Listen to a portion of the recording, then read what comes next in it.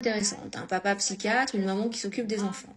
Je vais m'arrêter là et c'est tout ce que je dirai pour l'instant, mais j'en dirai plus tard.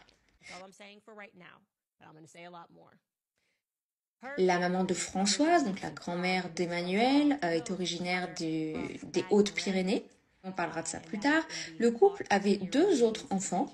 Donc Emmanuel, né en 1977, est ensuite venu Laurent, né en 1979, donc son frère, et Estelle, sa sœur, née en 1982.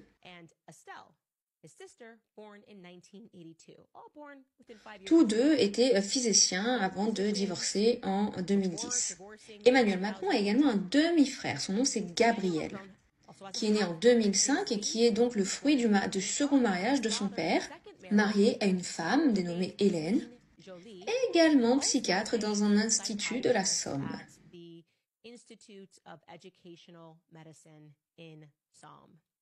Ok, bon, en 2017, Emmanuel Macron a sorti sa propre autobiographie qui est appelée Emmanuel Macron Révolution. Et de la même façon, il n'y avait pas tellement beaucoup d'informations sur son enfance, sur les jours d'avant Brigitte. Et c'est Sylvie Baumel, donc une célèbre auteure, écrivaine, qui a travaillé pour Vanity Fair, qui était en charge d'écrire cette autobiographie. Encore une fois, les gars, on parle de quelqu'un de sérieux, on parle de quelqu'un de reconnu dans le métier. On parle pas de torchons sur le web, on parle de quelqu'un qui est connu. Et voilà ce qu'elle écrit. Dans Révolution, Emmanuel dédie 5 pages à sa grand-mère maternelle, seulement une à ses parents et 2 lignes pour son frère Laurent et sa sœur Estelle. Il n'est nulle part fait mention de son demi-frère Gabriel, né en 2005, du second mariage de son père, et encore moins de la compagne de son père, Hélène. Inversement, en revanche, il mentionne scrupuleusement le premier prénom des 3 enfants de Brigitte et leurs époux et épouses respectifs, tout comme ses 7 petits-enfants depuis elle en a eu un 8e. Le jour de l'investiture présidentielle, tous les Osières étaient les seuls à être aux côtés d'Emmanuel Macron sur le tapis rouge. Tiphaine et Laurence, blondes, minces, élégantes, et leur frère Sébastien, tous accompagnés par leurs époux et épouses respectifs et leurs enfants. En 2014, un collègue de son frère Laurent à l'hôpital lui a demandé si le Macron, qui travaillait actuellement avec François Hollande au Palais de l'Élysée, était quelqu'un de sa famille. Et il a répondu « Mais non, c'est un lointain cousin, tout le monde me prend la tête avec ça. » Ok, on peut comprendre. Peut-être que Laurent n'avait pas envie forcément de s'étaler sur sa famille et de répondre sur ce sujet-là. Bon, c'est quand même super bizarre, mais ok. Et ensuite, une femme nommée Nicole, qui est une cousine de la mère d'Emmanuel, a répondu dans le cadre d'une interview menée par un journaliste qu'elle n'avait jamais vu la sœur d'Emmanuel, Estelle. On est d'accord que c'est encore bizarre. Et donc cette écrivaine, qui a bonne réputation, Sylvie, a écrit, je cite, « J'ai vraiment eu du mal à trouver des amis d'Emmanuel. Il ne parle jamais de sa famille. Nous avons beaucoup de mal à trouver des photos de ses jeunes années. Quand, en tant que adulte qui a grandi, il a lancé sa campagne présidentielle, beaucoup d'analystes politiques ont noté que sa communication était inspirée de celle d'Obama. Mais même si c'était le cas, il a vraiment négligé sa jeune enfance. N'importe qui s'intéresse dans l'ancien président des États-Unis, Barack Obama, peut, avec émotion, trouver des photos du petit Barack dans un body de bébé, le petit enfant grassouillé en train de tenir sa première batte de baseball, un petit enfant avec 2 trous de ses 2 dents de devant perdues, en short, dans toutes sortes de tenues, bref, le voir grandir. Mais nous, l'album de photos du président ne commence que dans sa 10e année. La photo a été prise dans la chorale de la chapelle de la Providence avec Emmanuel qui lit un passage de la Bible. Il porte autour de son cou une médaille qui porte pour la première fois et sur laquelle il est inscrit le jour de son baptême à l'âge de 12 ans.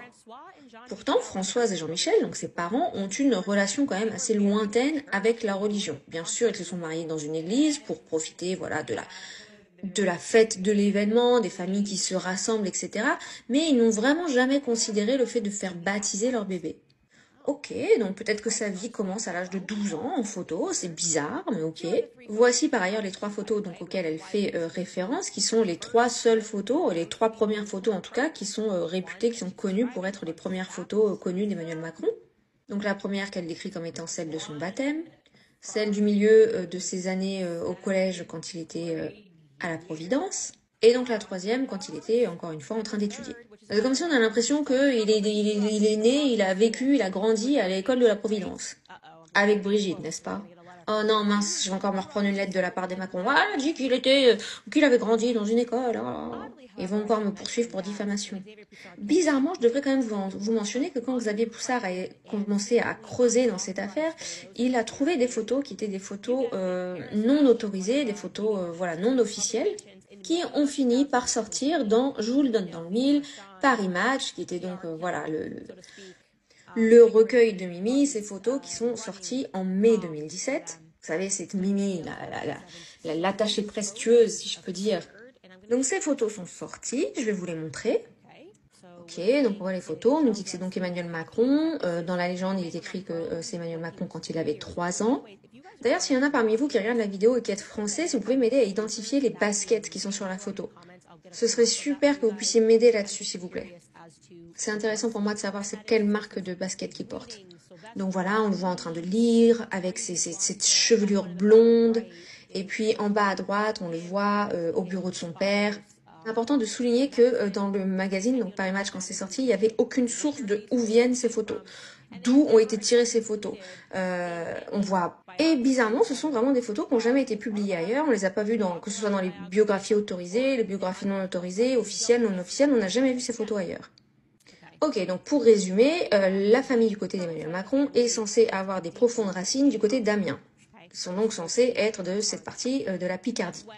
Pourtant, quand un autre journaliste, un journaliste gay qui s'appelle Hervé, et si je précise qu'il est gay, c'est pas pour pointer ça du doigt comme quelque chose de mauvais, c'est juste pour vous rappeler ce que les médias ont dit, en disant que tous ceux qui relayaient cette histoire de rumeur à propos de Brigitte étaient vraiment des homophobes.